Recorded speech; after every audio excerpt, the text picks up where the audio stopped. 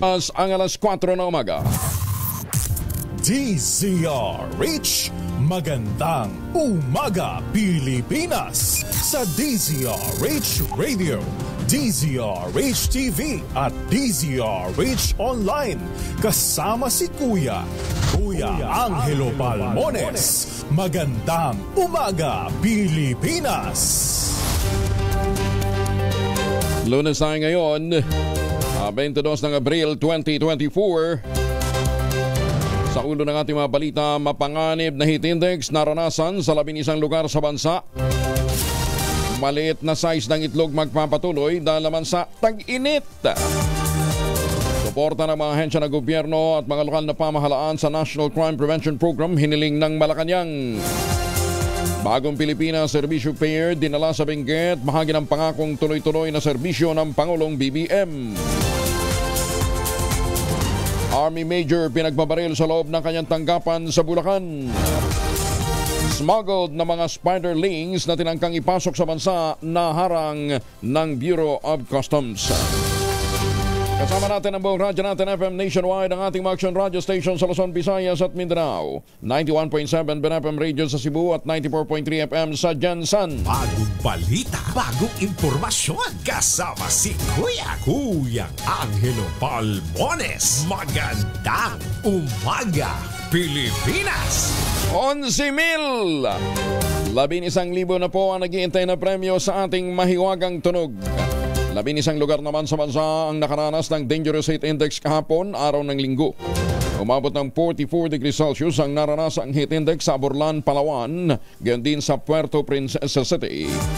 Naramdaman din ang 43 degrees Celsius na heat index sa Apari, Cagayan, Infanta sa Quezon, Birac sa Catanduanes, Masbate City, Central Bicol State University of Agriculture Station sa Pili, Camarines Sur. Yan din sa Giwan Eastern Samar, Zamboanga City sa Zamboanga del Sur. 42 degrees Celsius naman ang naranasan sa Dagupan City, Pangasinan, gayon din sa lungsod ng Iloilo. May aga sa mga katuranda na sa Iloilo. May ng pag-asa sa publikong damihan ng pag-inom ng tubig upang hindi ma-dehydrate at maiwasan ng heat stroke. Samantala, isang LPA o sama ng panahon naman ang namataan sa labas ng Philippine Area of Responsibility, magdadala ng mga pagulan at thunderstorms sa Southern Mindanao sa timog silangang bahagi ng General Santos City. Ayon kay Grace Castañeda ng pag-asa, maliit lamang ang tsansa ng naturang LPA na ma-develop bilang bagyo. Okay na ho sa Mindanao yung tuloy-tuloy na mga panandaliang mga pagulan, wag naman yung bagyo. O malalakas na hangin, mahuhulog naman ho yung mga maliliit na bunga pa ng rambutan at saka durian. Paano nga namang makakabawi? Nag-fertilize pa naman ho kami, tsaka nag-spray, Nagre-reformulate na ng patuka ang mga egg farmers bilang tugon sa lumiliit na size ng itlog dahil sa matinding tag-init. Sa panayam ng DZRH at radyo natin kay Philippine Egg Board President Francis Oyehera, ipiniliwanag niya na ang pagliit ng size ng itlog ay dulot ng kawalan ng ganang kumain ng mga manok dahil sa matinding init. Dahil dito, asahan ang pagdami ng maliliit na itlog sa merkado kasabay ng pagbaba ng presyo nito habang nagpapatuloy ang tag-init. Samantala, pinag-aaralan naman ng Philippine Egg Board ang pagsasaayos ng mga kulungan ng manok para maibsan ang nararamdaman nilang heat stress. Nagre-reformulate po tayo ng ating mga patuka. Nagdadagdag po tayo ng mga feed additives saka ng mga supplement katulad po ng electrolytes para makatulong doon sa heat stress ng ating mga manok. Meron din po tayong mga farmers na meron ng tunnel vent o full cell technology. Ito po yung controlled temperature, humidity sa loob ng kulungan ng manok. Pero dun sa mga open-sided, pwede rin po tayong maglagay ng mga industrial fans para makatulong sa air circulation. Ang problema, pagka naglagay ka ho ng ganyang mga ventilation na gumagamit ho ng kuryente, ang taas naman ho ng production cost. Normal lamang na nangyayari ngayon ang pagliit ng itlog dahil sa tindingan ng init ng panahon. Sinabi ni Agriculture Spokesperson Assistant Secretary Arnel de Mesa, hindi talaga maganang kumain ng mga manok kapag matindi ang init ng panahon. Ang kay de Mesa, pag bumalik naman ang normal na panahon, babalik din sa dating size ang mga itlog ng manok. Kagaya ng nabanggit namin, it's a normal cycle sa ating layer industry na pag tag-init ay talagang yung ating mga manok na layers ay nahihirapan o hindi masyadong maganang kumain. Kaya mas maliliit ang itlog doon sa mga area na open space. Pero doon naman sa mga may mga ventilation ay okay naman. So pagdating ng taglamig ay mas magana yung ating mga manok, kaya medium large yung kanilang mga itlog. 6 na minuto na makalipas ang alas 4 ng umaga. Mga misis, amoy araw ba si Unso pag-uwi galing ng eskwela ba Italian sa germs sa katawan nila para labanan ang amoy araw at amoy pawis, lalong-lalo ngayong panahon ng taginit. Gumamit ng Shield Bath Soap regularly. Ang Bitabalan Shield sa paglaban sa germs versus another brand by Shea Butter. Pampalambot ng kuti sa presyong abot kaya 12.50 SRP. Kaya mga misis ay challenge yung subukan ng Shield Bath Soap. Galit sa sakit may malasakit, sulit na sulit. Magandang umaga, Pilipinas! Sa iba pang mga balita, dumalo naman si Senator Lito Lapid sa paglulunsad ng Bantay Kalusugan Program ni Congresswoman Janet Doc Nanay Garin sa Miagao, Iloilo. Kahapon po yan. Naserbisyohan ang higit sa 300 mga pasyente kabilang mga senior citizen, mga kabataan at mga PWD. May kasama pang mga buntis na nag-avail sa libreng serbisyong medikal at mga gamot. Binigyan din ni Senator Lapid na mahalaga na maging accessible at inclusive sa lahat ng healthcare services sa gobyerno. Kaugnay nito, kinumpirma rin ni Senator Lapid ang kanyang todo at patuloy na suporta sa magandang inisyatiba ni Congresswoman Garin na manoy nagsisilbing daan para makapag-avail ng tulong medikal at libreng gamot ang mga mahihirap. Kasama ni Senator Supremo sa naturang event, si Tiesa COO Mark Labit na nagpaabot din ang kanilang commitment ng serbisyo publiko para sa mga komunidad. May ngaga sa mga katuranta sa Miagao.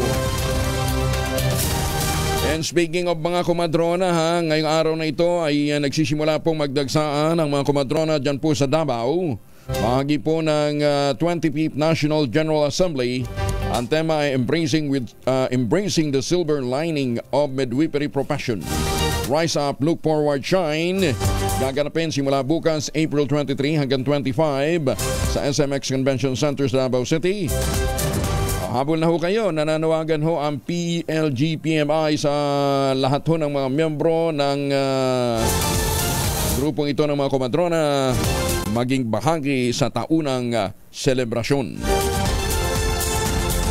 Inatasan naman ng Pangulong BBM ang lahat ng mga ahensya at mga lokal na pamahalaan suportahan at makipagtulungan sa pagpapatupad ng 2024 National Crime Prevention Program. Nakasali ito sa Memorandum Circular No. 46 pirmado na Executive Secretary Lucas Bersamin.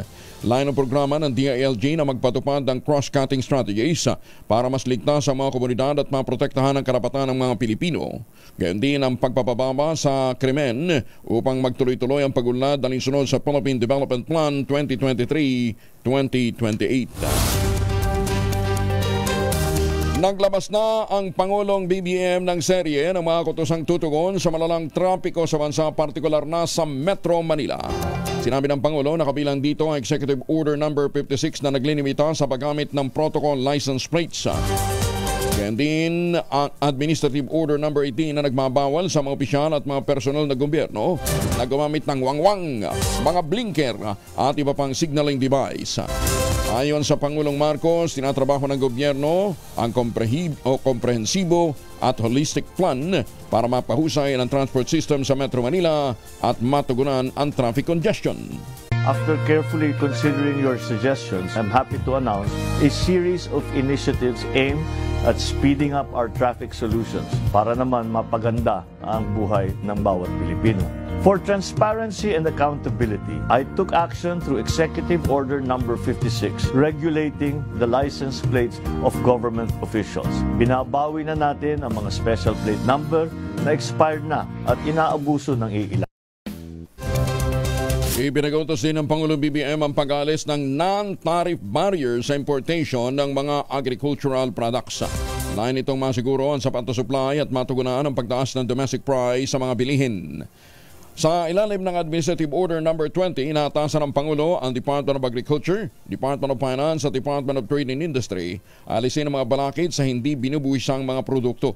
Pinagagawang simple lamang ng Pangulo ang proseso ng pagkuha ng lisensya ng mga importer, bawasan ang processing time ng application at exempt ang mga lisensyadong trader sa pagsasumite ng registration at mga requirement.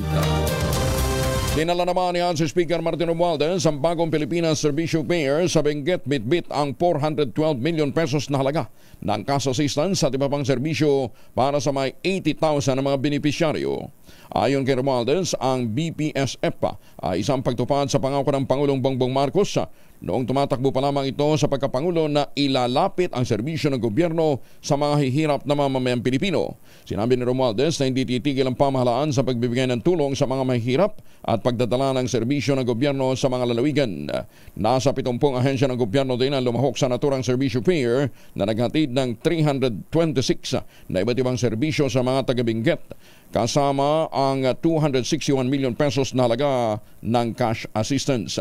Si Benguet Lone District Representative Eric Goyap ang nagsilbing local host ng event sa tulong ni Benguet Governor Melchor Diclas. Ating Bureau of Corrections Director General Bantag, bigong hulihin ang mga tauhan ng NBA Cordillera sa Baguio City. Detalye ng balita mula kay Romy Gonzalez, Irish 41 ay magnabigat ka na kayo amin sa ating mga kababayan dyan sa norte. Romy? Nabigo ang mga ahente ng National Bureau of Investigation Cordillera na arestuhin si dating Bureau of Corrections Director General Gerald Bantag sa headquarters ng Iwi Party List sa Mines View Park dito sa lungsod. Hindi umano dinatna ng mga miyembro ng NBA Cordillera ang dating Bucor Chief ng kanilang isilbi ang warrant of arrest laban sa kanya nung Sabado na madaling araw. Ayon sa caretaker, isang beses lang nitong nakita ang general sa naturang opisina at nangyari ito nung wala pang inilalabas na order para huliin ang dating Bureau of Corrections Chief. Ayon naman kay Barangay Captain Antero Biswilan, mula pa ng 2023 hindi na nagtutungo doon ang naturang opisyal. Kaugnay nito, pinapaigting pa ng NBA Cordillera ang kanilang paghahanap laban kay Bantag. Si Bantag ang itinuturing na utak sa pagpatay sa broadcaster na si Percy Lapid Mabasa at ilang inmates ng New Bilibid Prison. Para sa kauna-unahan sa Pilipinas DZRH, ito si Romy Gonzalez, tuloy-tuloy sa pagbabalita, tuloy-tuloy sa serbisyo, sama-sama tayo Pilipino.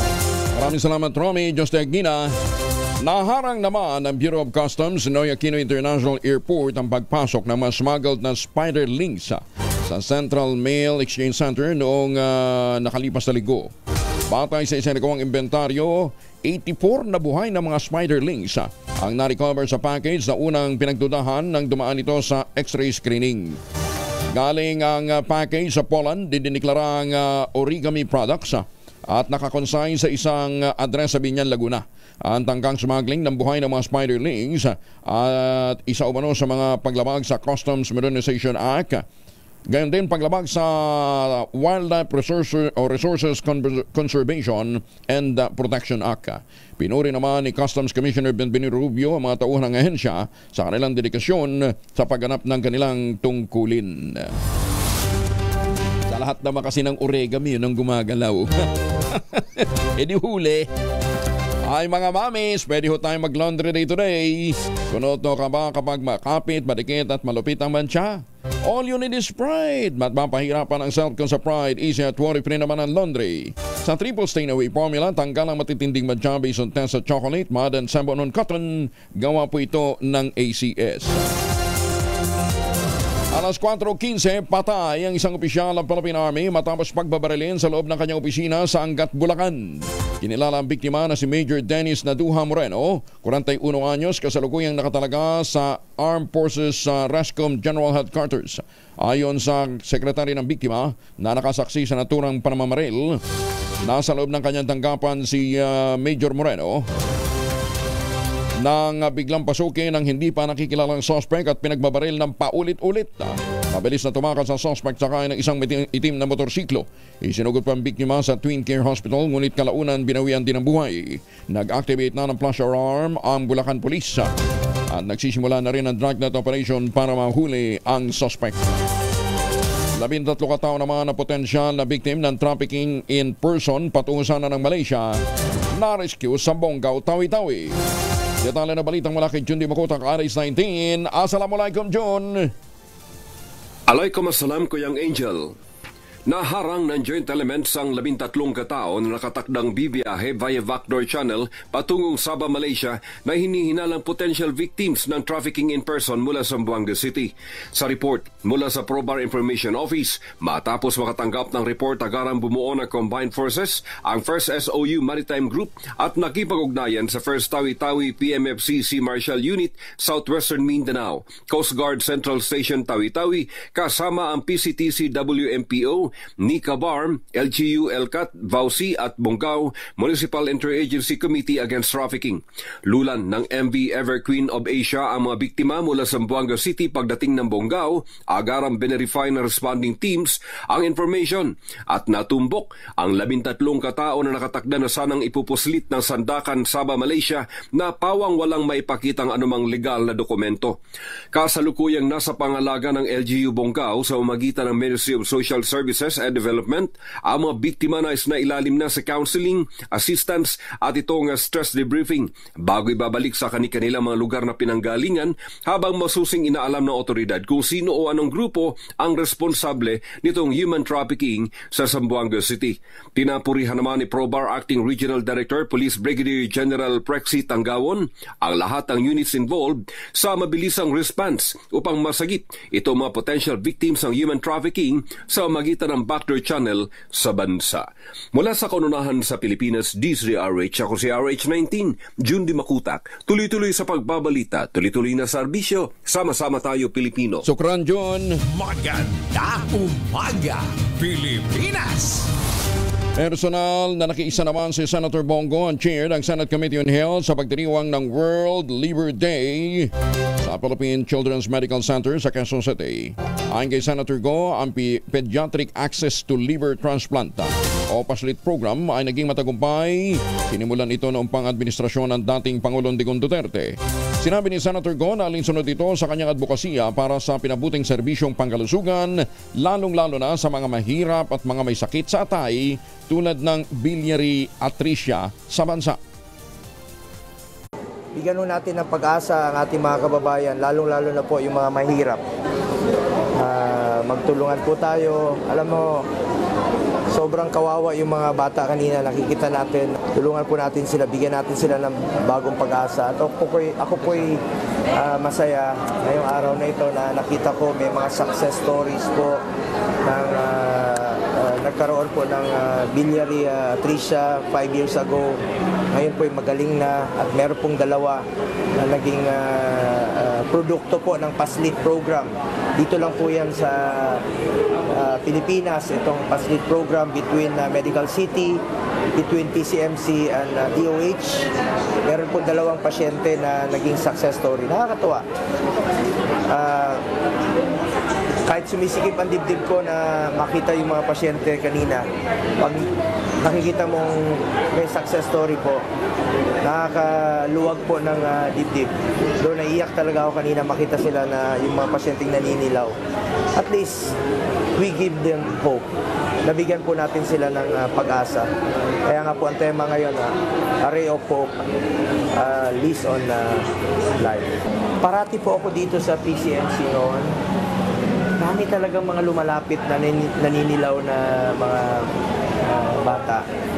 Nagmamakawa yung parents. Pero hindi ko naman po sila mapilit. Dahil gusto nila sa abroad, sa India. Mas mura doon eh. At least, nabigyan lang natin sila ng choice.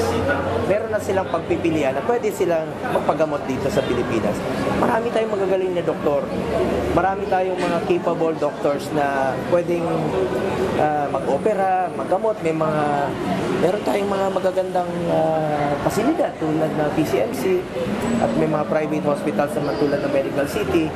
Kaya po natin naisipan ito noon para bigyan sila ng pag-asa. Dahil ang hirap po sa ibang bansa, wala silang kamag-anak, wala silang malapitan, wala silang mahinga ng tulong, wala silang makatok na kapitbahay na hingan po ng tulong. At least ngayon, meron ng PASLIT program na pwede nilang hingian ng tulong. At least may kamag-anak tayong malapitan dito. At dito po ang ating mga doctors who will take care of the patient. Salamat po sa serbisyo sa ating mga doktor. Maraming salamat po sa mga doktor natin. Totoo yan, magagaling po ang mga doktor natin. Ha? At magandang umaga din ho sa mga magagandang doktor ng Veterans Memorial Medical Center. Magaling kasi ho yung inyong chairman dyan ngayon, ang inyong presidente. Muling ikinitama ni Cagayan Governor Manuel Mamba na walang dapat ikabahala ang pagdami ng mga Chinese students sa kanilang lalawigan. Ayon sa gobernador ng Cagayan, kahit tanungin pa ang Bureau of Immigration, ang PNP, ang NBI at iba pang ehensya, tiyak na walang dapat ipangamba ang publiko. Sinabi ni Mamba na posibleng nagugat lamang ang pagkwestiyon sa pagkakaroon ng mga Chinese students dahil sa umuugong na siya ay pro-China. Well, siguro sinasakyan nila yung ako raw ay pro-China. Ako raw ay gagawin ko na raw na probinsya ang Cagayan. Ang daming paninira dito. Kaya nga po, palagi ko ulit, ako pro-Cagayan. Kung anong pinakamaganda para sa aking probinsya, yun ang aking gagawin. If I made a stance against the EDCA site, if I made a stand against foreign forces in our province, because para sa akin po, ayoko pong ma-involve naman sana ang Cagayan sa kahit anong giyera na malalaking mga bansa. Nag-dinner sina Pangulong Bongbong Marcos at First Lady Liza Araneta Marcos sa isang fast food chain na kilala sa buong mundo, ang Jollibee. Sa post sa Facebook page ng Pangulo, makikita ang larawan ng first couple kaharap ang pagkain ng sarap na sarap sa pagkain ng Jollibee tulad ng burger, chicken joy at palabok. Ayon sa Pangulong Marcos, ipinaalala sa kanya ng pagbisita ni New Zealand Prime Minister Lachlan na matagal na pala mula noong huling kumain siya ng Jollibee. Kaya dahilan para siya magpa-order nito. Talaga ha? Yung pang Prime Minister ho ng New Zealand ang nagpaalala sa Pangulo. Una nang nag-post ng larawan si First Lady Liza na ang larawan nila ng Pangulong BBM sa La Union matapos silang magbakasyon doon upang ipagdiwang naman ang kanilang 31st wedding anniversary. Maganda umaga, Pilipinas! Kaya dyan ho yung mga kababayan natin dyan sa abroad, tangkiligin natin ang gawang atin katulad lamang ho ng Jollibee at ng Tangerine Chocolate. Ang Tangerine Chocolate po ay produkto ng mga magniniyog dyan po sa lalawigan ng Quezon. Sa tulong po ni Dr. Helen Tan, yung mga planting material ng kakao galing Davao, hinakot. Itinanim po sa ilalim ng mga nyugan para mag-produce ng mga dekalidad na cacao beans. Pinoprocess para maging Tangerine Chocolate. Available sa 0919-095-5935. Sabi nga po ni Dr. Helen Tan, sino bang magmamalasakit sa Pilipino kundi ang kapwa Pilipino? Ang Tangerine Chocolate po ay gawa ng mga magniniyog, mga magsasaka dyan po sa lalawigan ng Quezon at maging yung 10 variants nito. Gumamit po ng mga raw materials na galing din po sa ani ng mga magsasaka. Kaya ito po ay talagang 100% product of a Filipino farmer. Ayan, kaya tangkiligin natin ang gawang atin. Sino bang magmamalasakit? Sabi nga ni Dr. Helen Tan, sa mga Pilipino kundi ang kapwa Pilipino. Kaya ang bawat pagtangkilig ho natin sa Tangerine Chocolate, magpapasigla sa ating sektor ng agrikultura at sa ating mga maliliit na mga negosyante. Maganda umaga, Pilipinas! 22 individual arestado, 2 milyong pisong halaga naman ang illegal drugs ang nakumpiska sa isang linggong operasyon sa Central Luzon. Detalye na balita mula kay Danny Kumilang, Aris 37. Danny? Sa pinaigting na PNP drug operation, nadakip ang 22 individual na pawang mga sangkot sa illegal na paggamit at pagbebenta ng illegal na droga sa Central Luzon. Habang nasamsam naman ang 2 milyon mahigit na halaga ng droga sa loob lamang ito ng isang araw na drug operation nitong nagdaang Abril 20, araw na Sabado. Sa ulat mula sa tanggapan ni Police Brigade General Jose Hidalgo Jr., sa 18 ikinasang PNP drug operation, 22 mga sangkot sa illegal na droga ang matagumpay na naaresto sa Central Luzon. Nasa 318.85 gramo na shabu ang nakumpiska na nagkakalaga ang kabuuan nito sa 2,168,193.60 centavos. Samantalang pinuri at pinasalamatan naman ni Police Brigade General Jose Hidalgo Jr. ang kanyang mga tauhan sa Central Luzon sa pagkakadakip at pagkakasamsam sa malaking halaga ng droga sa walang humpay nilang pagtugis para masugpo ang pamamayagpag ng illegal na droga sa ating bansa, partikular sa Central Luzon. Mula sa kauna-unahan sa Pilipinas, DZRH, ito si Danny Kumilang, tuloy-tuloy sa pagbabalita, tuloy-tuloy sa serbisyo, sama-sama tayo, Pilipino! Maraming salamat, Danny. Mayabang-abang kayungan sa ating mga kababayan dyan po naman sa Pampanga. Kumpiyansa ang Kamara na ipapasa ng Senado ang economic charter change bago mag-recess ang Kongreso sa May 24. Ayon kay Congressman El Rey Villapuerte. Matapos naman ang pagtiyak ni Senate President Mig Zubiri na ipapasa ang resolution of both houses number 6. Nakakatuwang ito ay magkakaroon na ng katuparan bago matapos ang Mayo. Binigyan din ni Villapuerte na nasisindak pa rin ang mga foreign investors sa lumang economic provisions ng konstitusyon kahit pa isang Pilipinas sa best performing economy sa Asia. Ito ang yan dahilan kung bakit nila sinusulong ang reforma sa saligang batas na siyang magbubukas ng todo sa ating ekonomiya para sa mga dayuhang mamumuhunan. Una nang sinabi ng mga senador na walang dahilan para madaliin ang tsa-tsa, lalo't 88% naman ng mga Pinoy ang tutol dito. Nakakasuhan na ng ombudsman ang dating opisyal ng Department of Agriculture dahil sa umano'y katiwalian. Tawag na ito ng sinasabing irregularidad sa paggagawad ng mahigit sa 2 bilyong pisong kontrata sa British company na SRT Marine System Solutions United Kingdom noong 2018. Sa 25 pahinang desisyon, nakakita ang Office of the Ombudsman ng probable cause para ipagharap ng graft charges sina dating Undersecretary for Fisheries Eduardo Gongona, BIFAR National Director Demosthenes Iscoto at SRT UK Chief Executive Officer Simon Tucker. Una nang sinibak ng Ombudsman si Iscoto matapos ang pagpabor nito sa mga kumpanyang o sa naturang kumpanya para sa bilyones na kontrata ng Vessel Monitoring System Project. Binanggit sa resolusyon na guilty si Iscoto, Gongona at Tucker ng pagsasabuatan para sa pagbibigay ng kontrata sa SRT UK na dihado ang gobyerno. Abay mantakin nyo, 3,500 lang dapat orderin ang ginawa ni Iscotong. Ginawang 5,000. Iscoto pala, Iscotong. Lalaking nagtamo ng siyam na saksak sa katawan natagpong patay sa Davao City. Detalye na balita mula kay Jun Soter mula sa Action Radio Davao. May buntag Jun.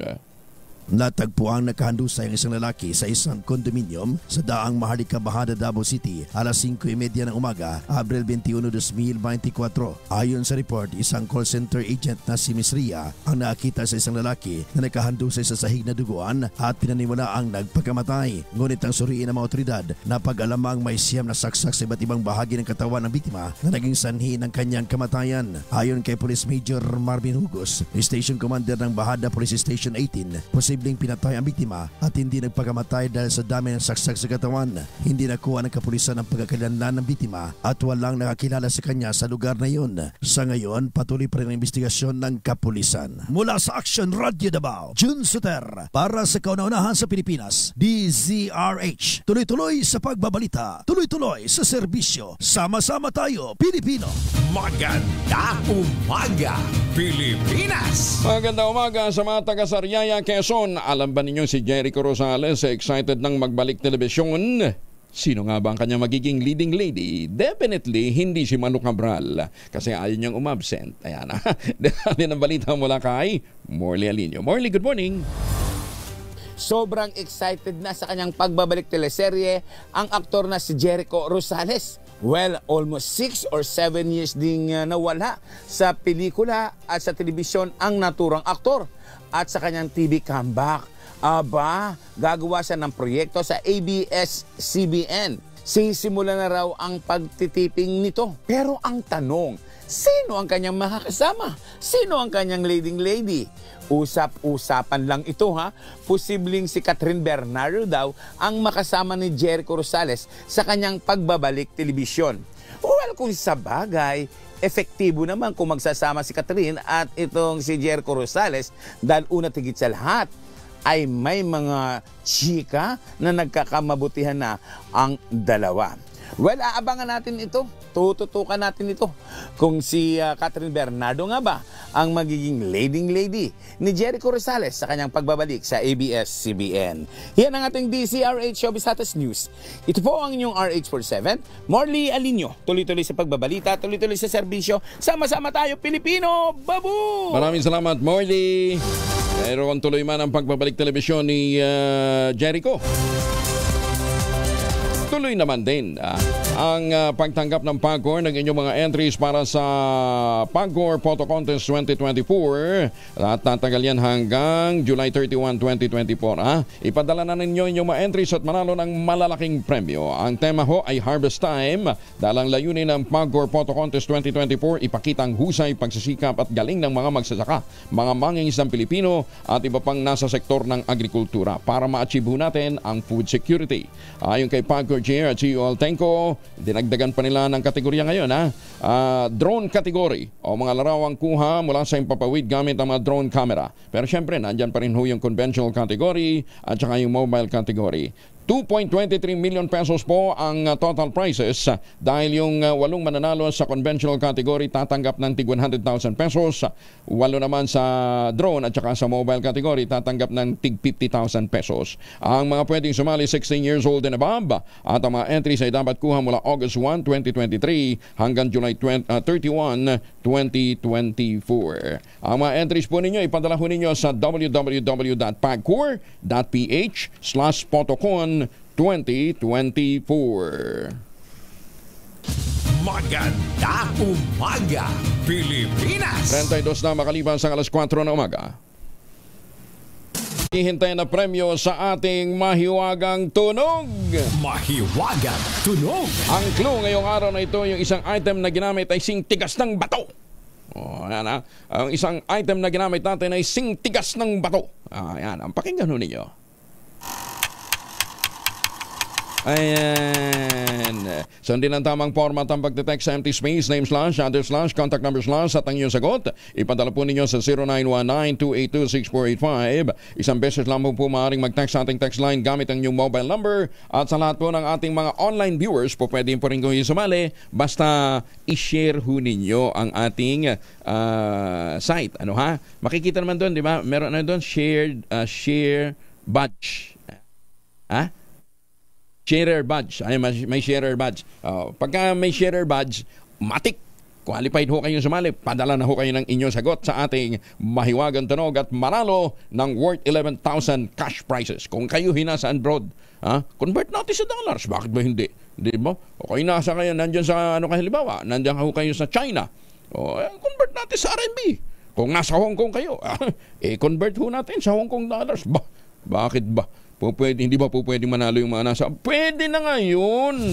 Maganda umaga, Pilipinas! Dalawa po ang formulation ng Family Alcohol na pwede nating baunin. Proteksyon ng pamilya laban po sa mikrobyo. Yung Family 70% isopropyl alcohol, especially prepared for clinics, hospital, pharmacies, laboratories. Very effective po yan sa disinfection at sterilization. Ganyan ang bagsik ng Family 70% isopropyl alcohol. Maghapon man natin gamitin, no problem. Hindi po manunuyo yung mga kamay dahil meron po itong moisturizer. Yun naman mabangong Family Rubbing Compound Improved Alcohol. Ayan ho yung mabangong isopropyl alcohol na ginagamit ang mga masahista, mga barbero, mga doktor, mga nurse, mga komadrona for sponge bathing and other cleansing purposes. Family Rubbing Alcohol parang di siya reachable na sa mahabang panahon. Mabibili sa namang butik at convenience stores nationwide. Family Rubbing Alcohol, hindi lang pampamilya, pang sports pa. Dalawang kalalakihan huli dahil sa pagbibenta ng peking sigarilyo sa Dagupan City. Masantos siya kabasan ni Chick Amin sa ating mga kababayan dyan po sa Pangasinan. Detalye ng balita mula kay Freddy Pajardo, RH38. Ready? Masantos siya nga rin, Sir Angel. Timbog ang dalawang kalalakihan dahil sa pagbebenta ng peking sigarilyo sa lungsod ng Dagupan. Sa ulat ni Dagupan City Chief of Police Lieutenant Colonel Brendan Palisok, nagreklamo sa kanilang himpilan sila Marivic Tolentino, 53 anyos, at Angelica Bermachea, 31 anyos, kapwa residente ng Barangay Bunuan Gisit sa syudad at may-ari ng sari-sari store dahil sa binintahan niya sila ng suspect na si JC Serrano Salas, 41 anyos ng Barangay Ongot, Tarlac City, at driver nitong si Norwin Villar, 42 anyos, taga Barangay Comunal, Cabanatuan City, Nueva Ecija, ng kilalang brand ng sigarilyo na may 50% discount ang halaga. Ngunit natuklasan nilang peke ang mga sigarilyo ng isa lang sa barcode reader ang mga ito at walang makita, kaya't agad nagsumbong sila sa pulisya. Agad namang naaresto ang dalawa at nasamsampang 20 kahon ng mga peking sigarilyo na nasa kotse pa ng mga suspect. Kinumpirma ni Ms. Miladel Jovillano, Illicit Trade Prevention Executive ng Fortune Tobacco Corporation, na peke ang mga naturang panindang sigarilyo ng mga suspect na nakatakdang sampahan ng kaukulang kaso ngayong araw. Mula sa Action Radio Pangasinan, ito si Freddy Fajardo, tuloy-tuloy sa pagbabalita, tuloy-tuloy sa serbisyo, sama-sama tayo, Pilipino. Maraming salamat, Freddy. At magandang umaga kay Mayor Sene Mendoza, dyan po sa Talisay, Batangas. At dyan po naman sa Bulacan, muli nagpapasalamat tayo kay Congressman Ador Plato sa kanilang patuloy na pagsuporta sa ating pong advocacy project na magtanim ho ng kawayan. Ador, salamat. Sana nga po dumami pang katulad ho ninyo. Magandang umaga din kay Justice Max de Leon. Si Justice Max ba nasa Baguio para sa summer session ho ng mga maestrado? At magandang umaga naman kay Ambassador Harry Amping at kay Ma'am Naida Amping. Good morning po sa inyo. Thank you. Ayan, samantala, binati ko sama ni Teresita Angsi, founding chair ng Movement for Restoration of Peace and Order, ang pangit na mukha ng xenophobia at racism kasunod ng hakbang ng gobyerno na tingnan ang napaulat na pagdagsa ng mga Chinese students sa Cagayan. Ayon kay Angsi, isang civic leader at founding president ng Kaisa para sa Kaunlaran, nalulungkot siya na maraming politiko ang gumagawa ng sariling opinyon at maging ang AFP at PNP sumasakay na rin sa isyu ng hindi sinusuri ang katotohanan. Sa Pandesal Forum sa Quezon City, giniti Teresita Angsi na ang mga espekulasyon ng pagdagsa ng Chinese students sa isang universidad sa Tuguegarao City ay dangerous and unfortunate. Lalo pa nga't walang basihan ang alegasyon na ang mga estudyante ay mga espiya ng China. Idinagdag nito na walang batayan at sinasadyang gawing negatibo ang balita sa pagdagsa ng Chinese students at ito'y nagpapalala lamang sa patuloy na geopolitical tension na nagmula sa maritime conflict ng China. Mega job fairs sa Labor Day celebration. Mga job seekers pwedeng magparehistro ayon sa Dole Tacloban. Maupay nga aga sa ating mga kababayan dyan po sa Tacloban. Detalye mula kay Jimmy Angay-Angay, RA32. Jimmy. Ngayon pa lang maaari nang magparehistro ang mga job seekers para sa Mayo 1 na Labor Day celebration. Ito ang sinabi ni Department of Labor and Employment Regional Information Officer Noma Rico Stimiano sa isang panayam. Sa Mega Job Fair, may 4,220 na available ng trabaho, 1,980 dito ang overseas at mahigit 2,300 ang lokal na pwede na magparehistro sa Facebook page ng DULE. Kailangan lang ihanda ang mga credential resume para pagpunta doon ay diretso na ang pag-apply at kung ano ang trabaho ang a-applyan. Sasagawa ito sa Tacloban City Astrodome. Maganda na ang magkaroon ng pre-employment seminar sa Public Employment Service Office Tacloban para ma-hard on the spot at alam kung ano ang gagawin sa paggawa. Alam kung anong paggawa ng resume at pagsagot sa mga interview. Mula sa Action Radio Tacloban, ito si RS32 Jimmy Angay-Angay. Tuloy-tuloy sa balita, tuloy-tuloy sa serbisyo, sama-sama tayo Pilipino. Dagang salamat Jimmy. At magandang umaga kay Professor Andy Pereria. Prof. Andy, magandang umaga po sa inyo. Dating Speaker Alvarez sinamo na maging aktibo muli sa Kamara sa halip na makiisa sa panawagan ng destabilisasyon laban sa pamahalaan. Detalye na balita mula kay Manang Milky Riconan, RH12 Manang Milky. Dapat magtrabaho na lang si dating House Speaker Pantaleon Alvarez kasamang iba pang mambabatas sa halip na manawagan laban sa liderato ni Pangulong Bongbong Marcos.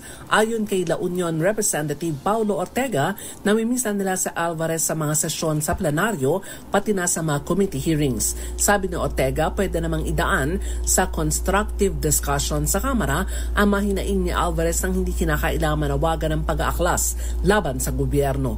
Aminado si Ortega may karapatan sa malayang pamamahayag ang dating House Speaker basta't hindi lalabag sa batas. Una rito, sinabi ni Congressman Felimon Espares, chairman ng House Ethics Committee, wala pang aksyon para imbestigahan si Alvarez dahil wala pang nagsasampa ng reklamo laban sa dating Speaker. Para sa kauna-una sa Pilipinas, DZRH, ako si Milky Riconan. Tuloy-tuloy sa pagbabalita, tuloy-tuloy sa serbisyo, sama-sama tayo, Pilipino. Maraming salamat na Manang Milky. Maganda umaga, Pilipinas! At abiso natin sa mga motorista asahan po ang dagdag bawas sa presyo ng mga produktong petrolyo ngayong linggo. Sa pagtaya ng Uni Oil Petroleum, posibleng tumaas ng 40 hanggang 60 sentimos ang bawat litro ng gasolina. May rollback naman 80 hanggang piso ang sa kada litro ng diesel.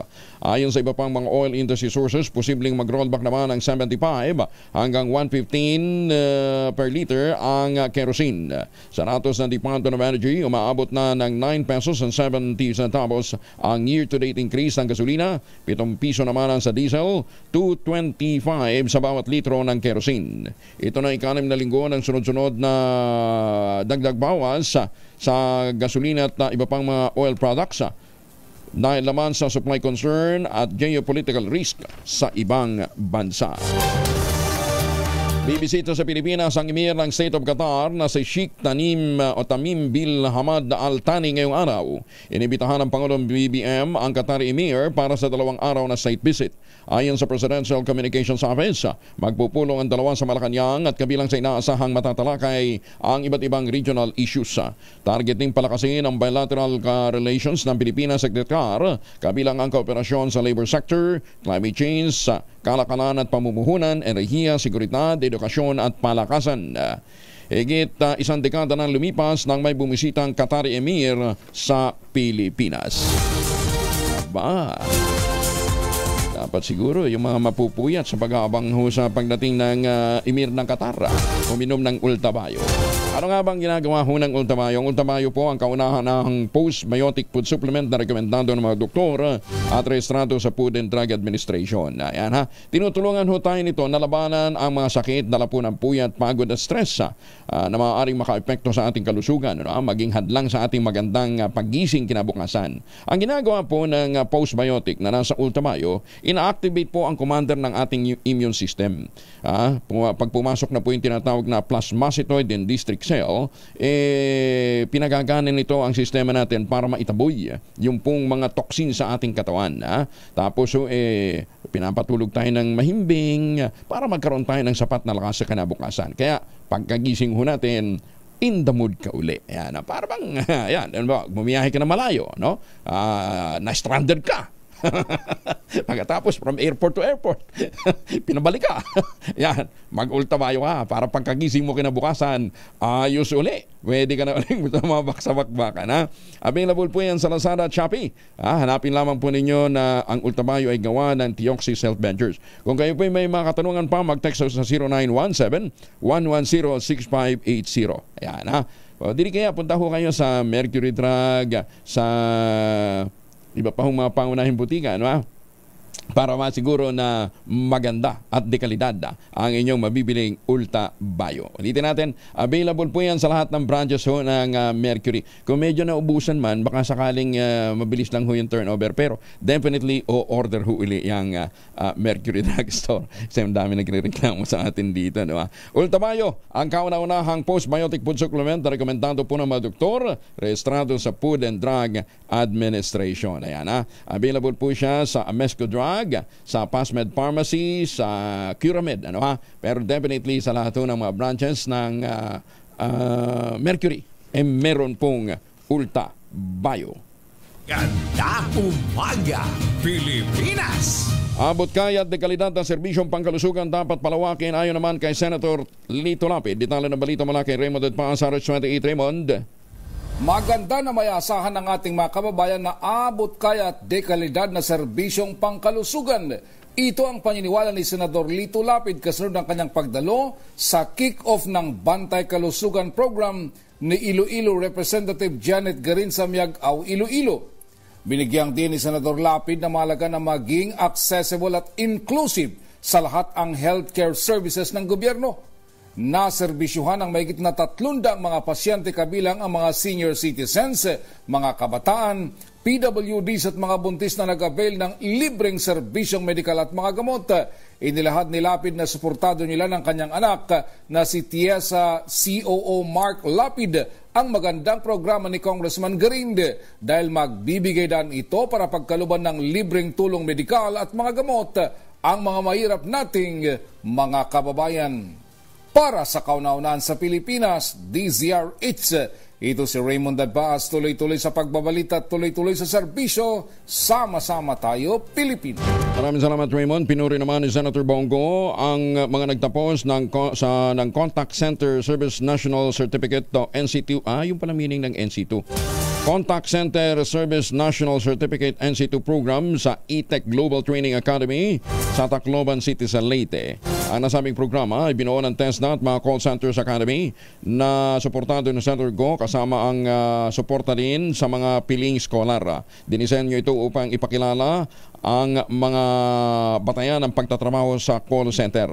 Kasama sa curriculum ang serbisyo sa mga customer, handling inquiries, managing complaints at paggamit ng tools sa teknolohiya ng impormasyon. Ang nasabing programa ay sumusunod sa mga international na pamantayan, may kasamang mga module na magpapahusay sa mga kasanayan sa komunikasyon at ito'y sinasabing mahalaga para sa pagiging mahusay sa anumang posisyon sa call center. Ba, di ayos. Suportado ng mayorya ng mga estudyante at mga community leaders ng Bangsamoro Autonomous Region in Muslim Mindanao ang panukalang ambientahan ng economic provisions ng 1987 Constitution. Ito'y batay sa isinagawang consultative session kaugnay ng panukalang charter change inorganisahan ng Democracy Watch sa Cagayan de Oro City. Ayon kay Abdul Abedin III ng Mindanao State University, kung bubuksan ang ekonomiya ng bansa sa mga dayuhang mamumuhunan ay mas darami ang mapapasukan trabaho, mas gagandang ekonomiya.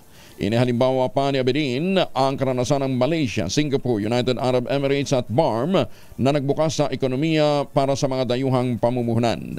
Nagpahayag din ng pagtutol ang mga kaluhok sa political reforms na sa pag-alis ng limitasyon sa termino ng mga halal na opisyal.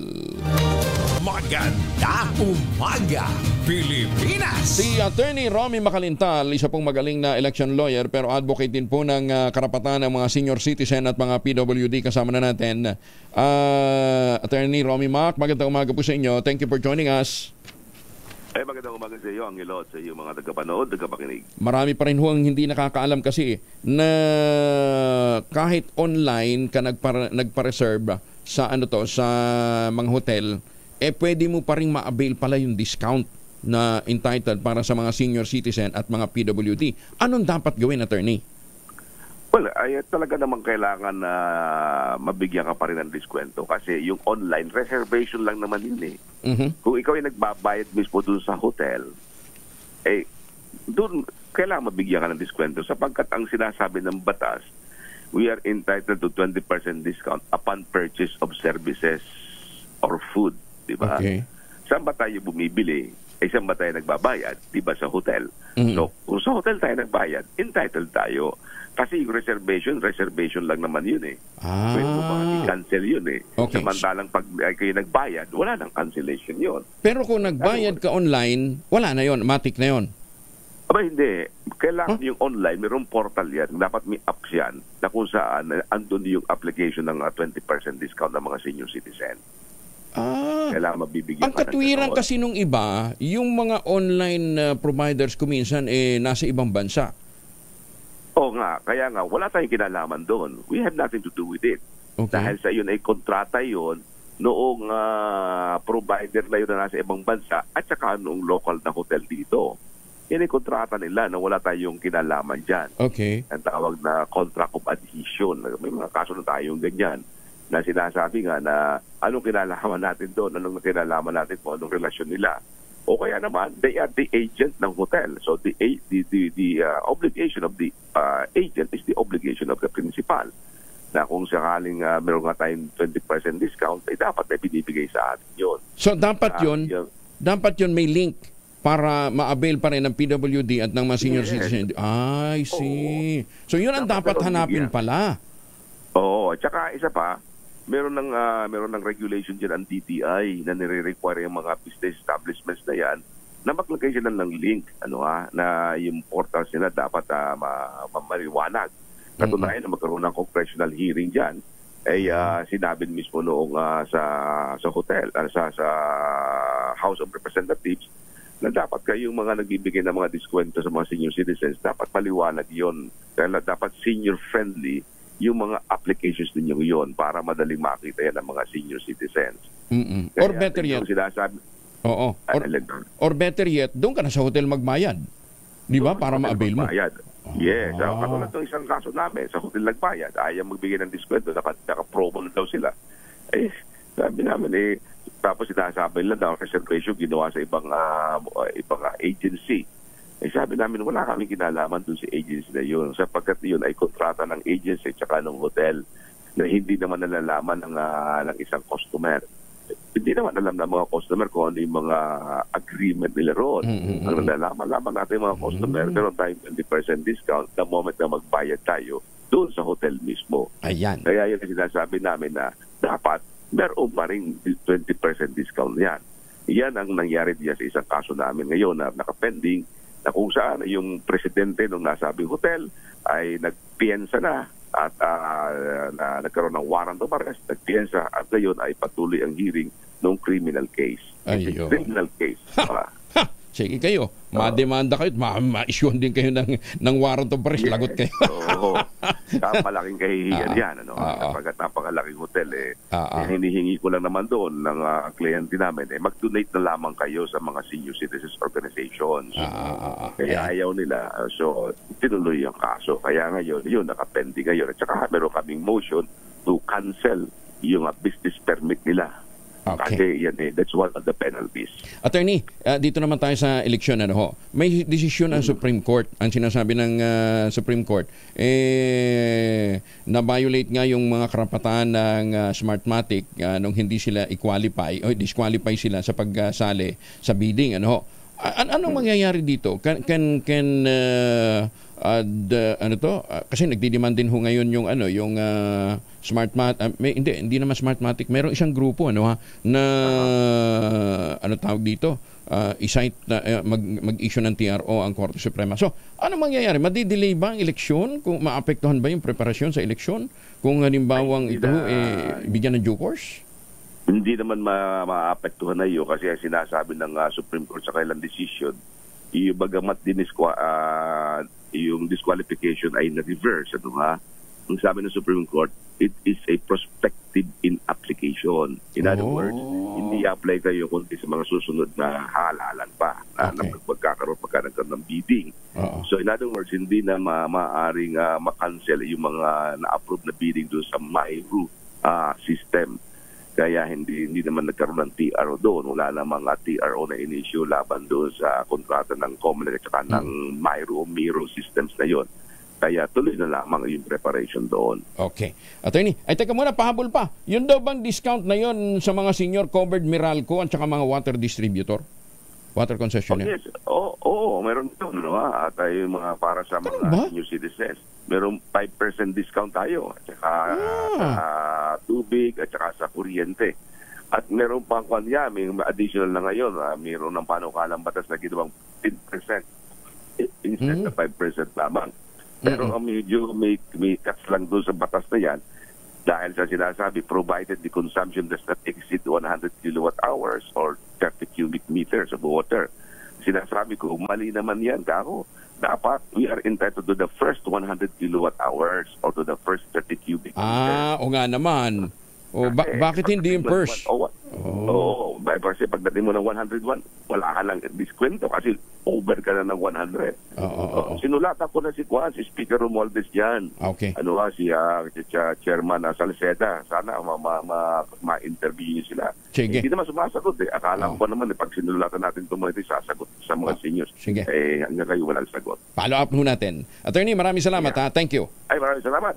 Ingat po kayo. Si Attorney Romy Macalintal, 457. Palmones, magandang umaga, Pilipinas! 5:03 ang oras sa buong kapuluan. Mayapa-aba kay kayungan sa ating mga kababayan dyan po sa Pampanga at sa mga suki natin dyan sa Central Zone. Huwag kalimutan. Tuloy po yung alok po sa atin ng West Chassis Realty. Ito po yung pinakamura ng ready for occupancy unit na available ngayon sa housing industry. Easiest term. 5% down payment, pwede pang gives.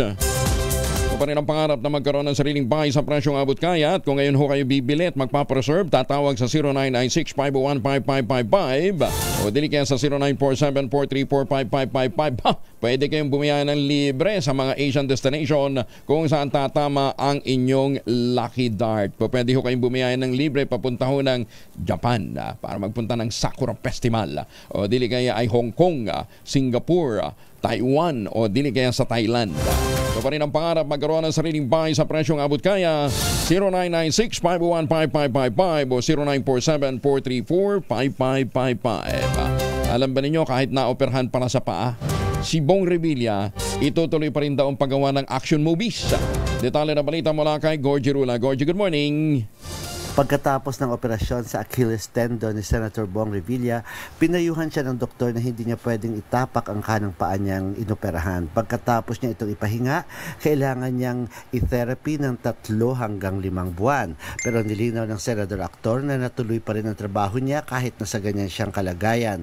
Papasok pa rin daw siya sa Senado at itutuloy pa rin daw niya ang shooting ng pelikulang sinimulan niya, ang Birador alias Pogi 4. Napag-usapan na raw nila sa production team kung paano niya gagawin kahit may mga action scenes siyang kailangan gawin. Kailangan lang daw niyang makarecover ng husto ang kanyang Achilles heel at babalik na raw siya sa shooting. Nang hinayang lang daw siya at nalungkot sa ilang araw na nasasayang, pero wala naman daw siyang magagawa kundi kailangan niyang magpagaling. Heto ang pahayag ni Senator Bong Revilla. Kaya pala nakakalungkot yun, di ba? Parang pinaghandaan mo, paganda ka ng katawan, magpakondisyon ka, heavy workout talaga.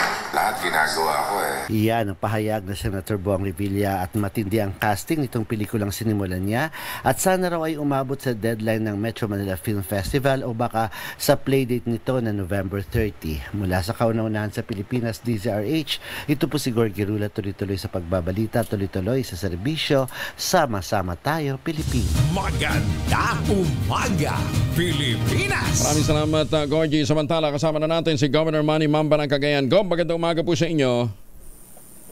Ay, magandang umaga, Kong Angelo, at magandang umaga rin po sa mga nanonood at nakikinig sa DZRH. Noong una, akala namin ang issue lang ipagdami ho ng mga Chinese dyan ho sa mga Chinese student dyan po sa Cagayan. Nasabi ninyo, wala naman dapat ikabahala. Aba ngayon may panibagong issue. Diploma mill daw yung mga pinapasukan. nito pong mga Chinese students na ito, Gov. Yun na nga, Kong, napakasakit na pakinggan yan because we have the best universities po dito.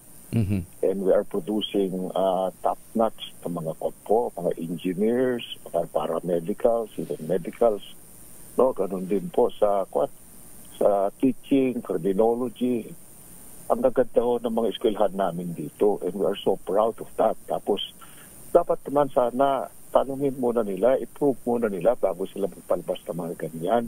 Lalong-lalo na po, yung nagpapalabas na kabalsa, iba ho, po ito propagandista ng kung sino-sino po ito. Hindi lang po yan. Tanungin niyo po yung klase ng pamilya nila dito sa Cagayan. Dahil checkered po ang pamilya niyan. Yung doktor na kapatid niyan, nag-o-opera po ng katarata kahit na hindi pa dapat maoperahan just to make money. Kaya nga po, nawalan ng PhilHealth accreditation ng People's Emergency Hospital dito sa Tugigaraw because of that. Tignan niyo po, tignan mo na nila naman, katulad nun, maglalagay sila ng figures na hindi naman totoo. It's so unfair for our HEIs po dito. It is so unfair also for CHED na nagpro-promote po nito. Kami po ay we are just playing host to all of this. Pero wag yun namang sirain ang aming mga institusyon dito na it took them, no? These are very, very old institutions, no? Na talagang kinultivate naman nila po ang quality education dito sa amin. And then sasabihin nila yan na diploma nila kami. That is so unfair sa mga tao ito. That is why kini-question ko rin po yung credibilidad. Total, tinitira po nila ang mga messenger ng magagandang ginagawa namin dito. Let's deal with the issue. Masakit po sa amin na papatulan lahat ng media, papatulan lahat ng national government and national figures natin. No, tignan muna nila kung sino yung nagsasalita. Tignan muna nila, confirm muna nila kung totoo yung sinasabi because propaganda war po ito Hindi lang yun. Unfair din doon sa hindi lang yung mga graduate na mga na mga dayuhan. Unfair din sa mga local o doon sa mga residente ho na graduate doon sa mga institusyon na yun pagkatapos sasabihin diploma mill. Di ba? That is true po Mga number 1, number 2, top 10 po mga engineers namin dito, mga architects namin, napakasakit po para sa amin yan. Very competitive po ang education dito sa amin because Tugigaraw is the regional education center. It has 4 universities. Very rural pa yan, matutuusan. It's not even, it's just a component city. No? And yet we have 4 big universities, St. Louis, St. Paul, and then UCV, University of Cagayan Valley, and of course, Cagayan State University. Kaya nga po, dito, iba po yung laban dito. Saka kami, ang talagang kinukunho ng mga Cagayano is always education po. Noon, nandito po yung Ateneo. No? Ang Ateneo po dito noon, baka tiga Isabela, baka tiga Manila, kung saan galing mga estudyante, dito po nag-aaral. No? Yun pong Ateneo na yun, naging St. Louis po. No? These are run by Catholic schools. That is why masakit po sa amin itong pinaggagawa nila. No? Just like what they did to me again dahil sa mga stand natin on a lot of issues and national issues. And we're just doing it for our province po ito. Gom, thank you ha. Thank you for joining us this morning. Magandang umaga po. Yeah, loud and clear. Salamat po, Angelo. And mabuhay ka and God bless po. Salamat po. Ayan, si Governor Manny Mamba ng Cagayan. Yun din yung binabanggit ni Professor Andy Pereira. Kung gusto natin ma-decongest ang Metro Manila, hindi lang mga magagaling na mga universidad, kundi pati mga kumpanya, dapat ilipat talaga natin sa mga probinsya. That's an efficient way para hindi magka-problema ang tumindi pa ang problema sa traffic noong pong mga nagdadagsaan dito sa Metro Manila. And ramdam na ho yan sa mga university belts dito ho sa National Capital Region nung magbukas po ng mga ng mga branches nila sa probinsya, yung mga malalaking mga universidad. Kaya lang kung bigla kang gagamitan ng issue na diploma mill yan. Look who's talking. Magandang umaga, Pilipinas! Kasadong maglabas ang DepEd ng Department Order para sa overload pay ng mga guro ngayong linggo. Ayon kay Education Undersecretary Michael Poa, entitled ang mga guro sa overload pay kung nag-overtime sila sa trabaho. 6 na oras lamang niya dapat sa classroom teaching ng mga guro at 2 oras sa kanilang ancillary task gaya ng paggawa ng lesson plan at pag-check ng mga test paper. Ayon kay Poa, makakakuha naman ng service credit sa mga gurong magtatrabaho naglagpas 8 oras dahil sa ibang gawain gaya ng administrative task. Mag-i-issue po tayo ng department order very soon. This week po yan, on teacher overload. Kasi hindi din po alam ng napansin natin, hindi alam ng ating mga teachers na pag nabigyan sila ng dagdag na load, ang teachers po kasi natin dapat 6 hours a day lang po actual classroom teaching.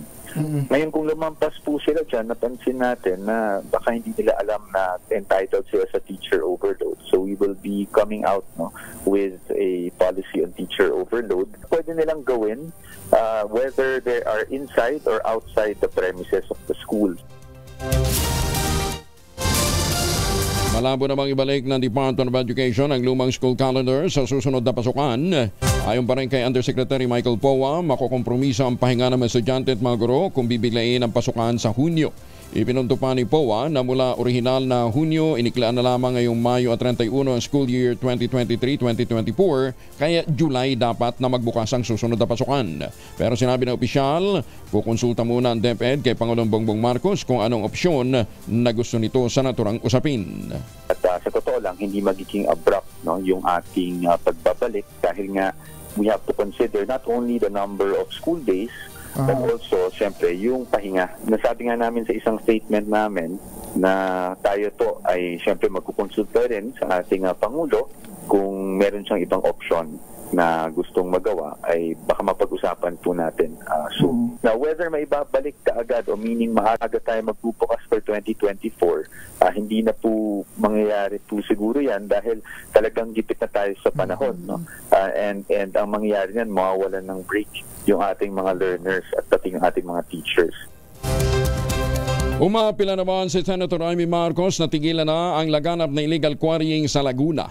Ayon sa Senadora, hindi dapat walang bahala ang epekto nito sa kapaligiran kahit pa malaki ang ambag ng quarrying industry sa Infrastructure Development Program ng bansa.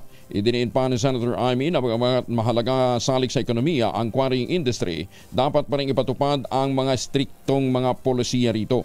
Tinimok din ng presidential sister ang provincial government at ang mga lokal na pamahalaan na implementa ang mga regulasyon sa paggamit ng mga traka na may karaggang mga quarried na products sa mga barangay, municipal at provincial road. Iginit pa ni Senator Amy na dapat na gamitin ng mga kontraktor ang kanilang pondo para sa pagsagawa ng mga pag-aaral tungkol sa sediment influx ng kanilang quarry operation upang matukoy ang epekto nito sa Laguna de Bayi. Kabilang anya sa quarrying activity sa probinsya ang paghuhukay ng mga building materials gaya ng graba at buhangin.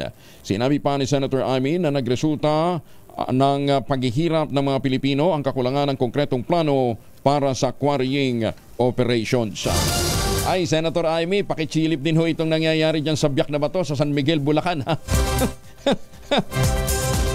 Mukhang pati hata yung provincial government inutil dito, ano ha?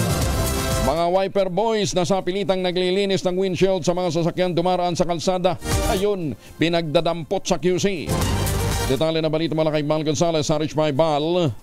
Kuya Angel, sa pakikipagtulungan ng Quezon City Police District, Quezon City Task Force Disiplina, maging ng Department of Public Order and Safety and Transport Management Department, ay pinaghuhuli ang mga pasaway na wiper boys sa intersection ng Araneta Avenue at Aurora Boulevard malapit sa SM Santa Mesa. Hindi bababa sa 5 mga kabataan ang nahuli at dinala sa istasyon ng pulis at 9 turnover na sa Barangay Police Security Officers ng Barangay Tonya Imelda.